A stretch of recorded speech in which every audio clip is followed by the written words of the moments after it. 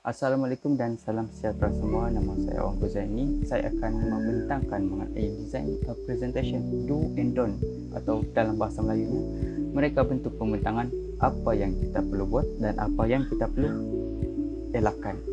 Okey, saya akan memfokuskan terhadap reka bentuk visual sesebuah pembentangan ataupun presentation mengikut kepada spesifikasi, dan saya akan melabelkan apa yang perlu dibuat dan apa yang tidak perlu dibuat. Yang pertama adalah gunakan slide yang ringkas sewaktu membuat pembentangan.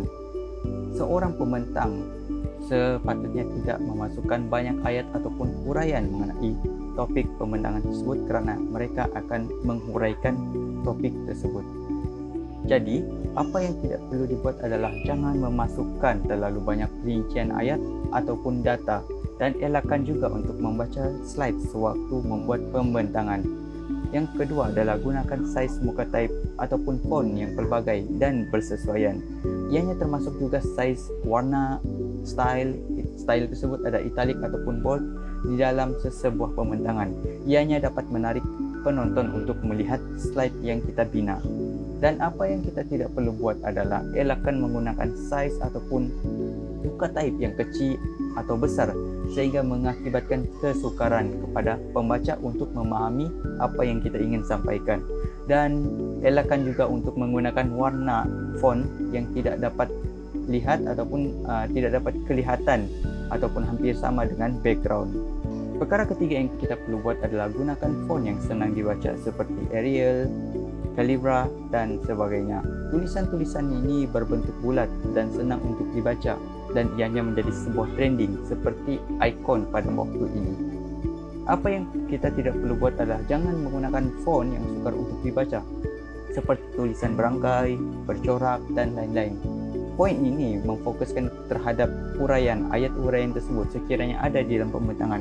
Kita tidak salah untuk menggunakan tulisan berangkai dalam sesetengah perkara, tetapi kita tidak boleh menggunakannya berulang kali. Dan yang terakhir adalah menggunakan media yang dapat menarik penonton seperti video, gambar, graf dan sebagainya. Menurut kajian, manusia pada ketika ini lebih cenderung untuk suka melihat berbanding membaca. Jadi kita perlu manfaatkan perkara ini dalam pembentangan kita. Dan apa yang kita tidak perlu buat adalah berkesinambungan dengan poin yang pertama, iaitu kita perlu elakkan data yang banyak dalam satu slide tersebut.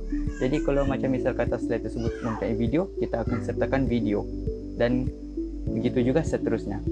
Akhir kata, slide pembentangan ini merupakan satu keperluan untuk seseorang itu menjelaskan sesuatu perkara.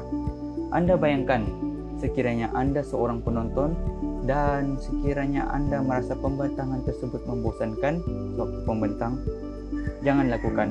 Jadikan perkara tersebut sebagai satu pedoman supaya kita tidak melakukannya semasa pembentangan yang kita buat. Jadilah kreatif untuk menyampaikan maklumat walau hanya menggunakan satu lembar kertas sahaja. Itu saya daripada saya. Sekian, terima kasih.